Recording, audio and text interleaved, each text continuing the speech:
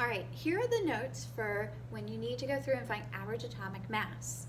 If you remember, with average atomic mass, you're taking a look at an isotope combination. So I'm going to actually be doing a problem. It's number 7, dealing with our chlorine, if you happen to have this problem. In our chlorine, we have a couple of chunks of things going on. We have a chlorine 35 and a chlorine 37.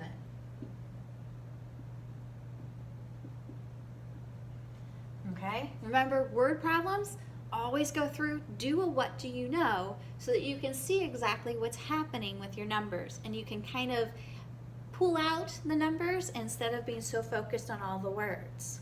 Okay, so we're going to do our what do you know.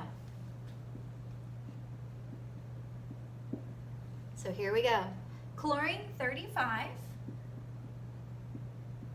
Okay, when it's measured precisely, it is actually 34.969, and that is at 75.53%. Okay? The second isotope that we're analyzing is that chlorine 37.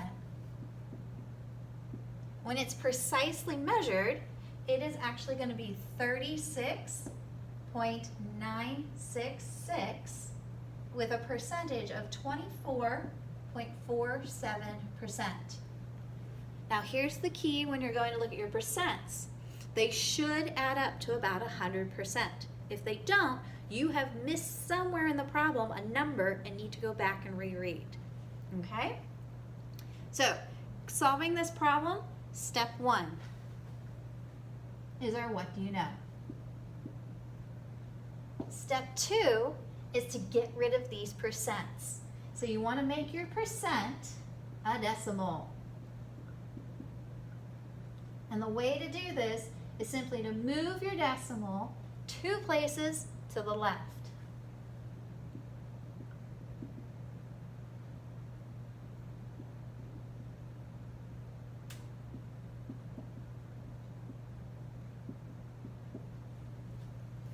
All right, so the first one, the 75.73, now becomes 7553, but the decimal is now in front of my 7.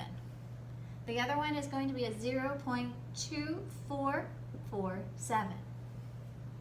The third step we have is we're going to multiply by the mass. Now in this problem, I'm given a very precise mass, which is very important. Because I have it, and it's a better number than my mass number, I'm going to use this one. So, in the problem, I'm going to take that 75.53 and multiply it by 34.969. I'm going to take the 0.2447 and multiply that one by 36.966. And I'm going to get my answers.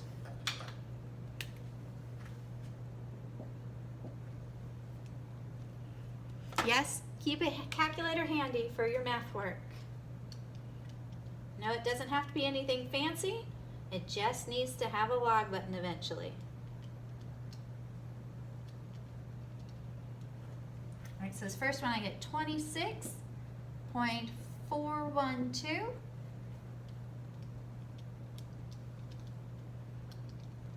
And this one I get 9.045.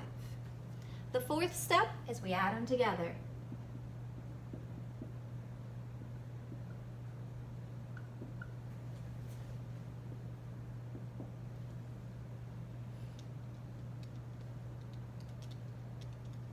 Adding them together, I get 35.457.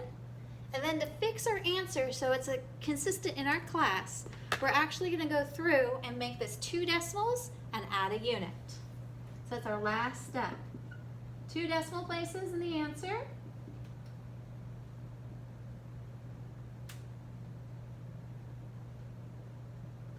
And then we're going to use grams per mole as our unit.